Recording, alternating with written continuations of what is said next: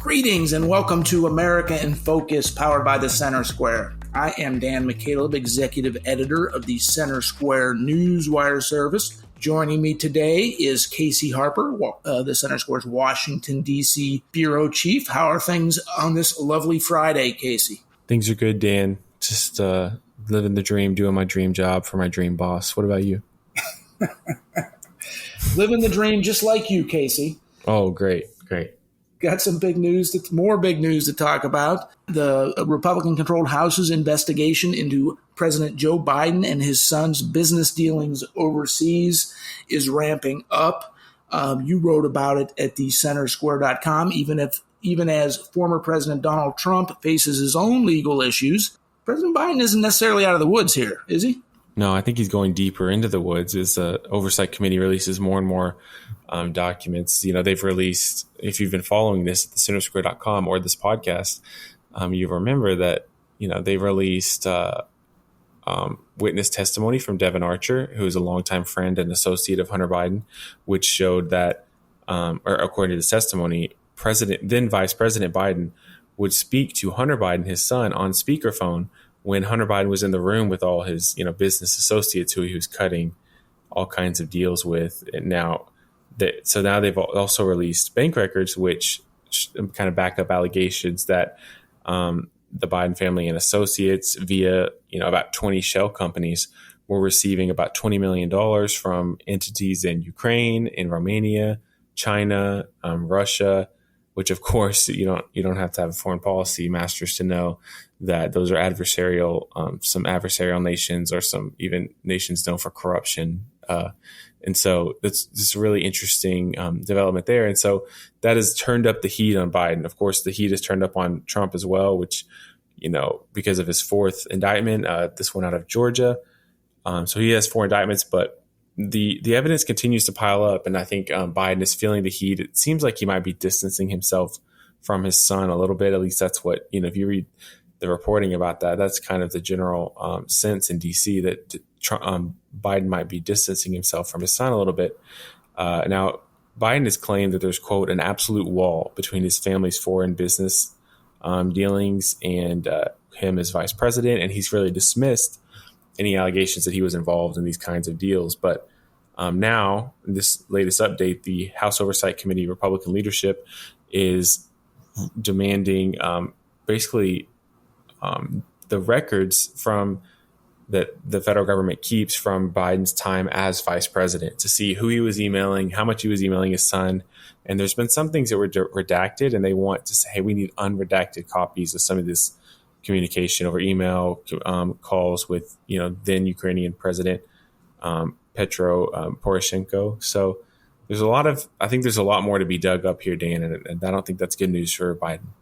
Right. And of course, we reported at thecentersquare.com last week that Attorney General Merrick Garland appointed a special counsel to appointed a special counsel to investigate the Hunter Biden business dealings overseas. Republicans who had been calling for that for months actually criticized the move, saying that it was a distraction to take focus away from this Republican-controlled House Oversight Committee's own investigation, and maybe even to interfere with that investigation. So you've got the Republicans on the House Oversight Committee investigating Hunter Biden and President Joe Biden himself. Now you've got a special counsel within the Attorney General's office investigating these affairs. Which investigation takes precedent? Yeah, I mean, honestly, the DOJ investigation has more authority, takes more precedent.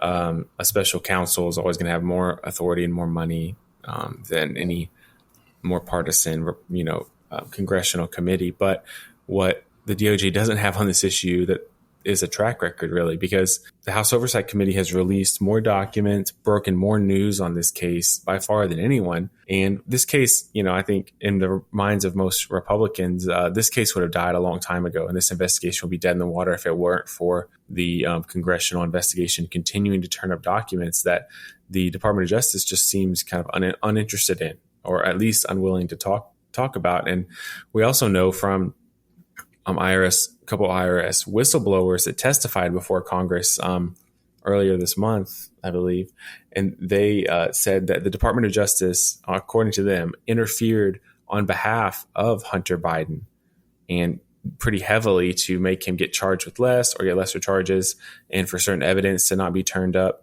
And so the DOJ was at the high level was allegedly actively interfering on Hunter Biden's behalf. And so they've really, all this time they haven't really turned anything up. And now we're finding out all this evidence has been here all along.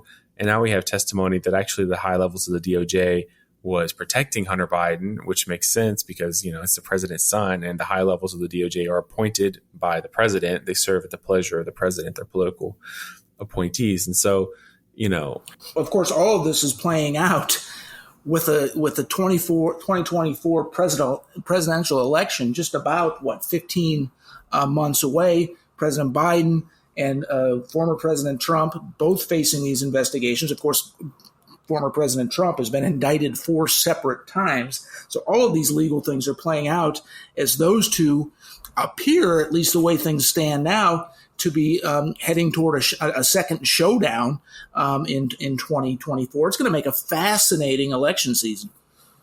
Yeah, it's crazy how we've had either the FBI or some version of the DOJ heavily impacting almost every election. So FBI came out and made some announcement about Hillary Clinton right before the election that she's still probably very upset about, that she says helped cost her the election. And then we know that the FBI stopped social media companies from promoting the Hunter Biden laptop story. They told the social media companies it was Russian disinformation and they shouldn't promote it, which of course Trump says swung that election heavily. And now it could be for a third time in a row that in an election year we have, both candidates facing legal charges.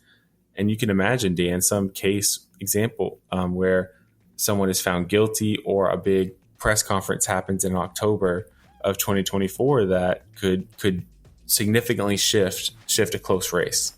Right. And this is going to play out in real time over the next several months. Listeners can keep up with it at thecentersquare.com because we will be covering it closely. But Casey, we are out of time. Thank you for your insights into this story. Please subscribe. We'll talk to you next week.